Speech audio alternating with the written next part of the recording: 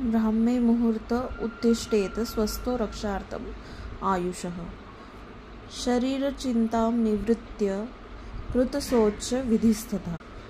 अर्कन्यग्रोधखदीर करञ्जक ककुबाधिकं प्रातर्भुक्त्वा च मृदु अग्रं कषायकटुतिक्तकं कनिन्य अग्रसमस्थौल्यं प्रगुणं 12 अंगुलं भक्षयेद्दन्तपवनं दन्तमांसानि अबाधयात्। न आद्याद् अजीर्णवमथु श्वासकाशज्वरार्दिति तृष्णा अस्य पाक ऋन्नेत्र क्षीरः कर्णामयी च तत्। सौवीरम् अञ्जनं नित्यं हितमक्ष्णोस्ततो भजेत्। चक्षुस्तेजोमयं तस्य विशेषात् श्लेष्मतो भयम्। योजयेत् सप्तरात्रे अस्मान् श्रावणार्थं रसाञ्जनं ततो नावनगण्डूष धूमताम्बूलभाग् भवेत्। ताम्बूलं क्षतपित्तास्र रुक्षोत्कुपितश्चक्षुषां विषमूर्च्छामदार्तानाम् अपथ्यं शोषिणामपि।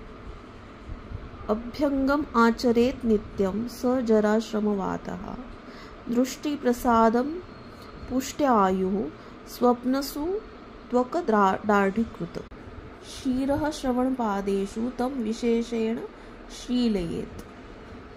लाघवं कर्मसामर्थ्यं दीप्तोऽग्निमेधसः विभक्तघनगात्रत्वं वायामात् उपजायते। वातपित्तामयी बालो वृद्धोऽजीर्णे च तं त्यज। अर्धशक्त्या निषेव्यस्तु बलिभिः स्निग्धभोजिभिः शीतकाले वसन्ते च मन्दमेव ततोऽभ्यता। तं कृत्वा अणुसुखं देहं मर्दयेच्च समन्ततः।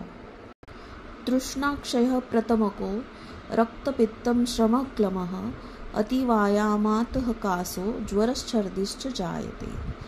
वायाम जागर अध्वस्त्रीहास्यभाषादि साहसं गजं सिंह इव कर्षणं भजन्नति विनश्यति। उद्वर्तनं कफहरं